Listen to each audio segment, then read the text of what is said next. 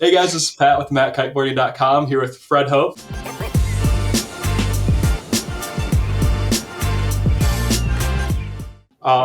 Fred, what have you been up to lately?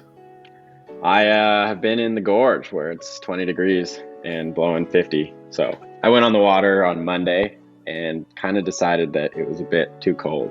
So I've been since. Yeah, I've got Thanksgiving and then a week after that, and then I'm headed to a warm place. So pretty excited about that. Kind of just getting all of the gear that we're testing kind of in bags to head south. Nice. Yeah, you heading down to Baja or Hawaii? Or yeah, first I'm going to the Caribbean, actually. Oh, nice. Little island called Barbuda near Antigua. I'll spend 2 weeks there, and then I'm flying straight from there to Baja.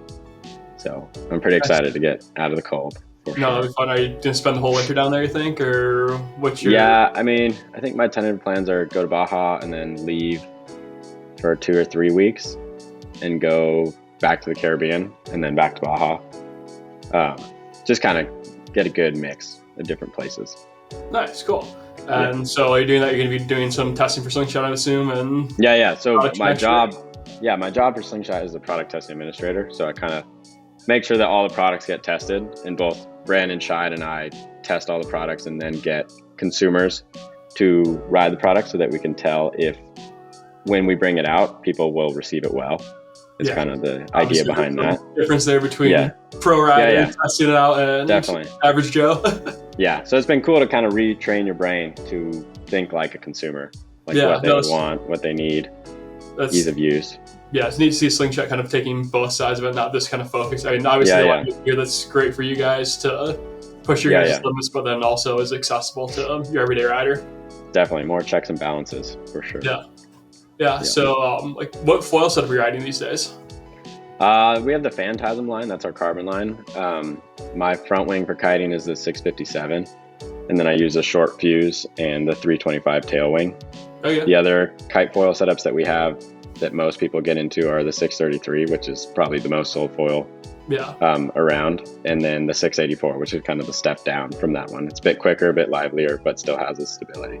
Okay, so is that kind of the setup you'd recommend for more of that like intermediate rider? Yeah, the intermediate for sure. The 684, starting out with the kind of bigger stabilizer, and then jumping down to that 325 stabilizer that I'm using. And then would you pair that up with your board, one of the dwarf craft? Yeah, I mean, ideally my board, right?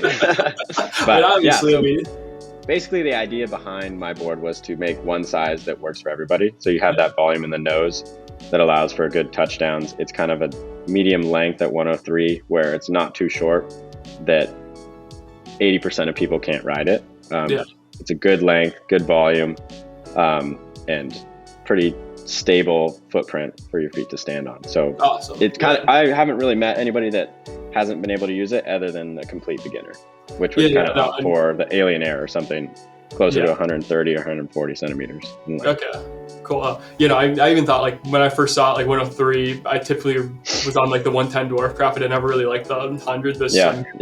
On the taller side of things, 6'2", and it was a little uncomfortable with how far forward my foot was on that thing. But on yours at 103, it didn't feel uncomfortable or natural at all.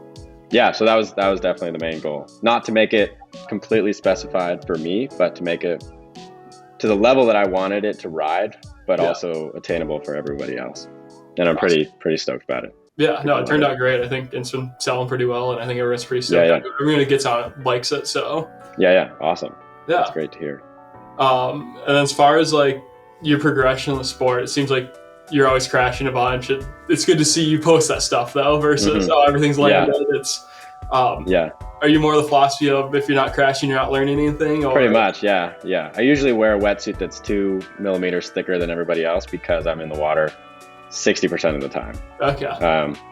I get kind of bored if I'm not falling in the water and not trying new things. And connecting things and tricks on the foil is pretty difficult as well. So that causes me to crash a lot more. But it's fun. Why not? Yeah, the strapless airs on the foil are this mental to me. I don't understand it. I have a hard enough time doing a 10-foot jump on a surfboard strapless, let alone. I mean, the wind doesn't really impact the board that much when you're on the foil. It's more using the momentum of the board shooting out of the water, bending your knees at the same time. getting to the apex and then straightening your legs again while you come back down to the water, so that you basically time it perfectly, where the board never stops moving. Essentially.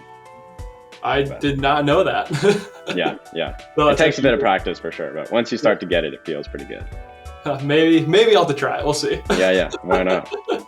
Jumping with a foil still kind of freaks me out a little bit, I'll be honest. The whole... Yeah. You're basically jumping with the sword on the bottom. Exactly. Yeah. Definitely a little dicey.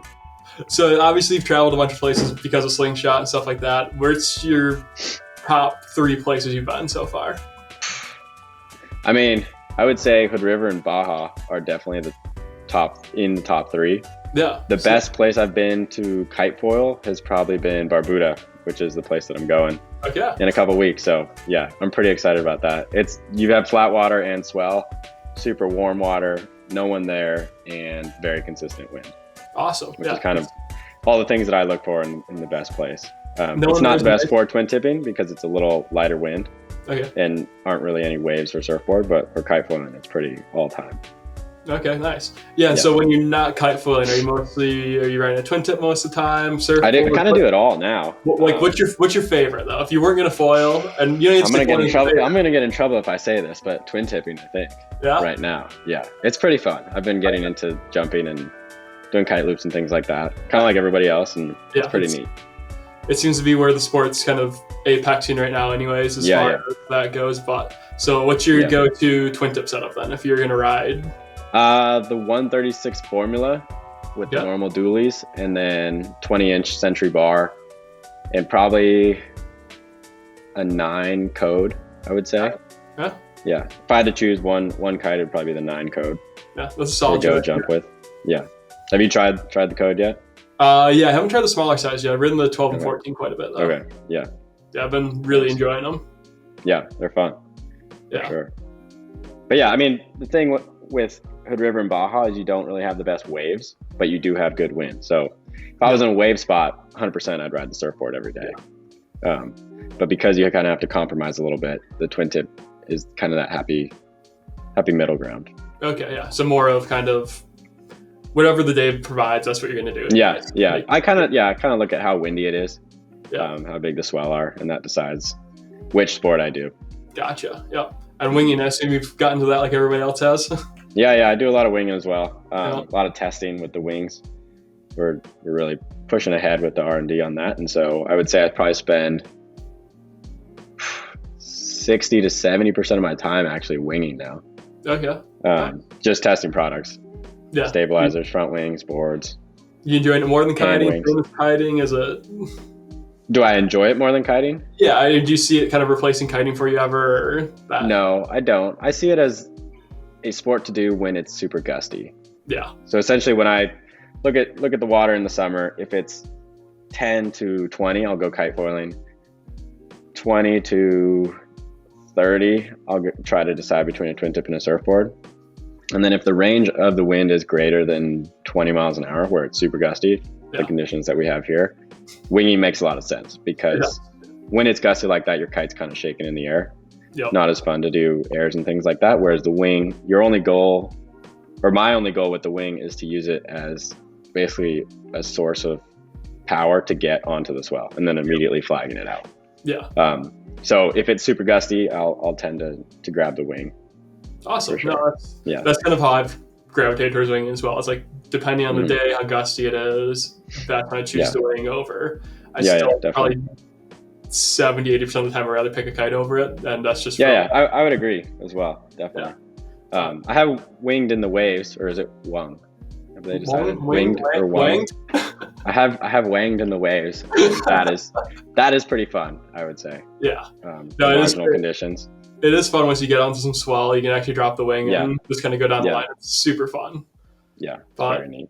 So, and we covered a little bit how you're doing the R&D and stuff for Slingshot. How did you get into that role? I know you grew up in Hood there, so that home base Slingshot there, but how did that kind of relationship start?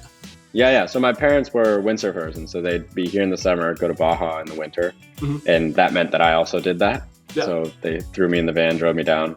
So I started windsurfing, and then 2013 learned to kite as my birthday present. And because I got to learn to kite, so did my whole family. So now we're all kiters. Awesome. And 2015, I was in a little rowboat, and this guy comes foiling by in super light wind. And I was not super stoked on the rowing, and I looked at this guy and was like, oh, that's a way to have fun when it's light like this. Yeah. So the next day I posted an ad looking to borrow a foil. Okay. Borrowed one that weighed 45 pounds. I could barely carry it down the beach. Gosh. But yeah, and so I started on that. Then I bought a foil, then got sponsored by a company called LP from the Gorge, LP Foils. And then Tony Lagauche, I met him on the beach, and he handed me this 4-meter SST, one of the first prototypes. Nice. Went out on it, had a blast, came back in, and he told me to just keep using it. Oh, so I had one kite that I used for that whole summer. It was a 4-meter, which meant that I went foiling every single day. Yeah. And then that slowly, as I got better, he gave me a couple more kites, and then I got involved with the team side, where Alex Fox was giving me gear off his budget. Yeah. And that kind of meant that I was more into the photo shoot. So in 2018, I went on a photo shoot on the Cartouche in the Caribbean. Yep. And then just over time, I went to college, kind of sat back a little bit from kiting, but was still decently involved in the summers. Yeah. And then right before I graduated, I didn't really know what I wanted to do. And Slingshot said, hey, do you want to come work for us and work in the R&D side? Okay. And kind of help us make our products better for the consumer. Yeah. So I took that job, and now I'm pretty psyched, just kiting and winging all day, every day, as much as I want. Hard to complain about it, really. I mean, yeah, it's a pretty good job out of college, I would say. Yeah, I mean, complaining by any means. I kind of did a similar thing here at the shop. I worked in the shop during the summers as a kid, and ended up going to college for my 4 years, graduated, worked an engineering job for 2 years. COVID happened, got laid off, and then ended up back here. And honestly, it's been more fun being here than I haven't wanted to go. It's pretty fun. Yeah. When you get to go on the water for your job, it could be worse. Yeah. I mean, it's not all like amazing. Sometimes you got to go out in 30 degrees and you're freezing cold and there's no one else out there and it's raining sideways. But other times it's pretty neat because you get to have this hands-on experience with the product before it comes out. So basically, it'll be my first year when 2024 comes out, but I'm pretty excited to see the products come out and think about how I was involved, how Brandon was involved, how all these guys in R&D were involved on these different aspects of each board, kite, wing, bar, all that kind of stuff. Yeah, that's awesome. You know, the stuff you kind of see sneak peeks of on your Instagram and stuff like that. Stuff looks really cool. Yeah, definitely. It's pretty neat. Yeah. To be involved. Yeah, and so you studied marine biology, I think you were telling me when you were... I did, yeah. So, growing up in Baja, I would always be playing in the tide pools, lifting up rocks, finding like octopus and shrimp and fish and things like that. And I always kind of thought about being a marine biologist. Then I went to college, didn't really know what to do. And I was like, hey, well, why don't I just do what I always wanted to do? So studied that, spent 4 years doing that, had a blast, learned a lot.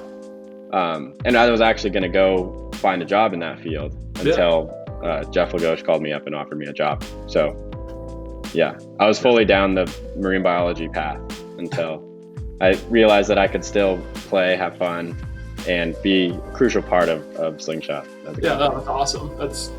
And you always have the marine biology thing to go back to if you ever that route. So if all of a sudden it stops being windy around the world, then I can go be a marine biologist.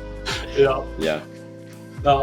So your Foil Academy, you're doing that as well on top of the whole thing. Yeah. So that's what my hat is. I give foil lessons in the summer, mostly wing for the most part. And the idea behind it is group learning. So all these people are starting out at 0 basically, and they join, but all their friends are at level 2 or level 3. And when you join, you're basically in a class with like 6 to 8 people, all at the same level. So you all learn together. And then after that, the idea is that you get all their numbers, you start a group chat, and then you can all go together. So you're all progressing at the same level. And you basically meet friends that are going to do the sport with you. Yeah. Kind of with the goal of making it a little less intimidating when you go on the water. Okay, yeah. That's the idea behind it. That group of people who are all at that same, more or less level, and you can help each other more so than... Yeah, definitely. I mean, it's hard to go alone. You know? You don't... you might not understand how to put your foil together or something like that. And so it helps to have friends that you've made that are at the same level go with you. That's awesome. So is that something you're doing mostly local in the gorge then, or you're on the road as well? I kind of just started this summer doing that. Oh yeah. Learned a lot. Next year I'm going to do a lot more in the summer, and then in the winters I do some kite foil camps. Yep. Down in the Caribbean with uncharted kite sessions. So that's been fun. Definitely neat starting out with that. Awesome. No, that's super cool. So is that something you just started up last year, or is that? Yeah. So I mean, I've been teaching kite foiling and then winging for a long time. I started teaching the winging thing right at the start of COVID, actually. So that was a good time to get into it. I was kind of one of the only ones teaching in Hood River, so I kind of had a monopoly on that. Oh, that's awesome.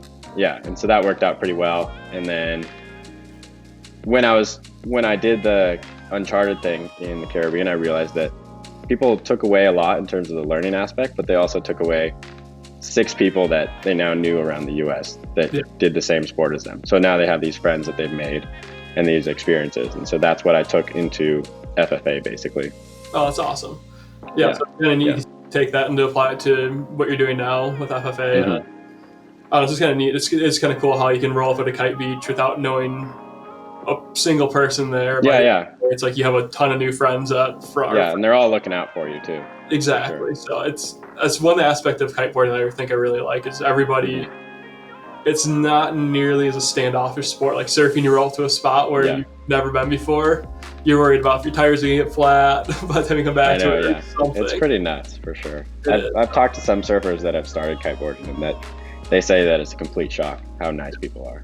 So, yeah. All right. And Jake had one question on here he wanted me to ask you. Since you grew up in Baja, best sipping tequila? I don't know. I mean, there's a lot, but at my age, I can't really afford the best. So probably Centenario. Centenario? $30 a bottle. Yeah, it's pretty good. I would try it if I were you. I'll have to look it up. Sure. Yeah, definitely. All right. Yeah, I mean, I think that's everything.